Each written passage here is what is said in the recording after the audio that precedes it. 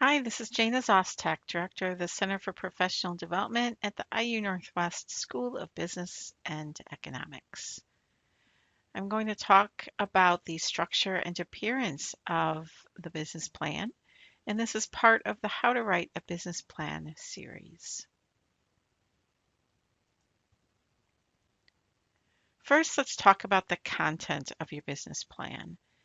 Obviously, you want your content to be easy to read and understand. What's important to know here is that the person who is reading your business plan is probably not going to be familiar with your industry or your business. So we need to explain things that perhaps we take for granted. Don't assume that the person understands what you're saying.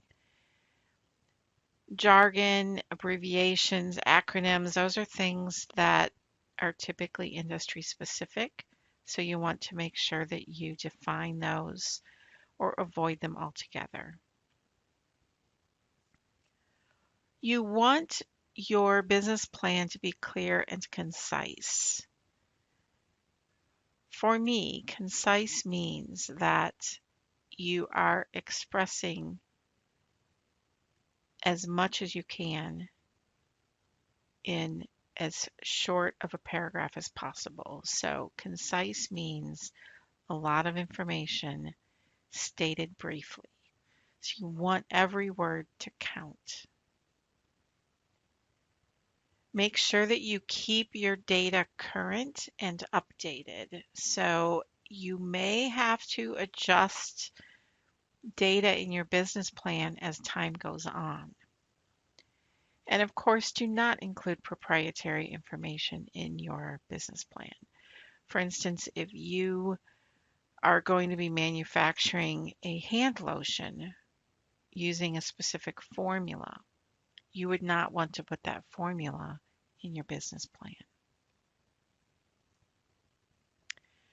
In terms of the format, the most important thing to know here is that you want your business plan to be consistently formatted throughout. 1-inch margins, size 12 font, and Times New Roman, that's kind of a standard format for the font and for the structure of the page, the layout of the page. So you can go ahead and just use that. If you want to do something different, that's fine, but just be consistent throughout and make sure that that font is easily readable. The total length of a business plan is 15 to 40 pages, depending on the complexity of the business. Make sure that you number your pages and number any tables or exhibits that you incorporate into the business plan. And then you would reference them in the text itself. Also, make sure that you use clear headings and preferably third person throughout the document.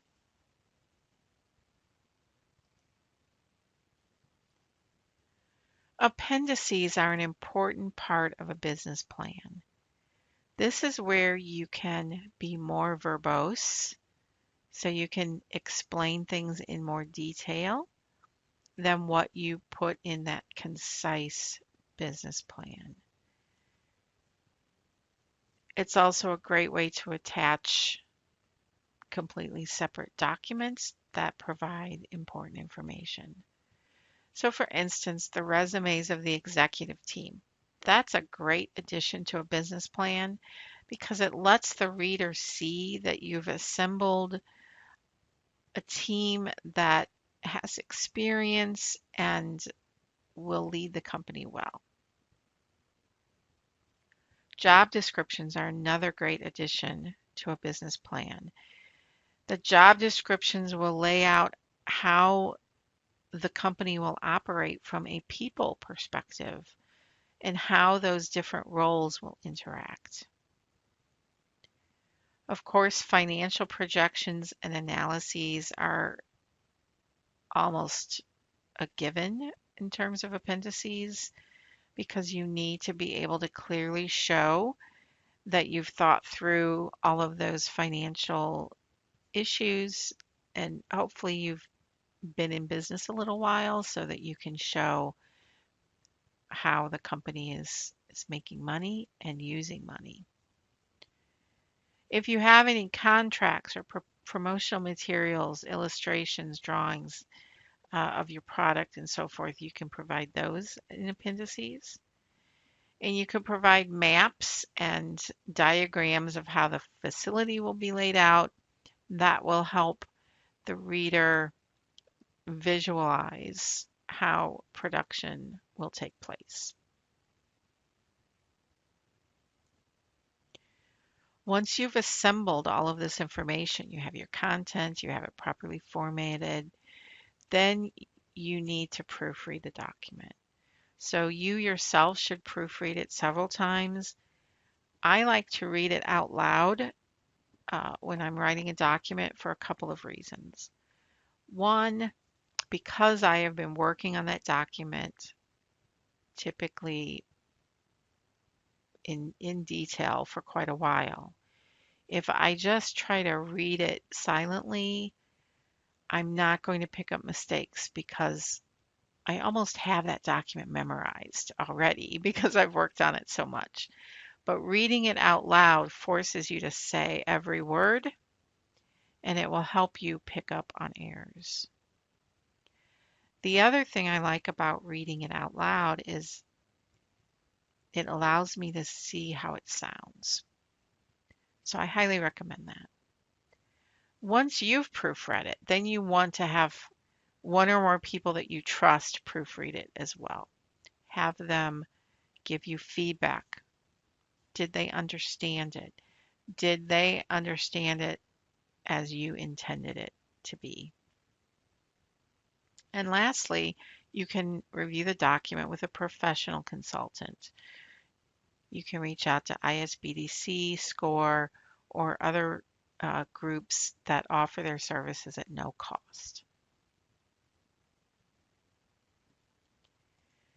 Once all that's done, you're ready to present that business plan. It's super exciting. So now you want to present it in a really professional way. You want to make it stand out in the crowd. So print that business plan on high quality paper, include a professional cover and binding. You may even want to consider going to a professional printer to have that done.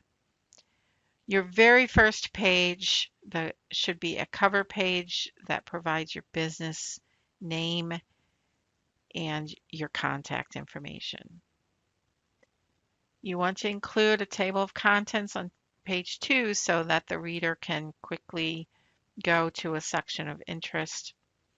And of course, appendices go at the end of the document. So we've given you some information about how to present that document, that business plan, in a highly professional manner. The content, the formatting, the appendices, all very important. We hope this was helpful for you, and we wish you the best of luck in your business endeavors. Thank you for watching.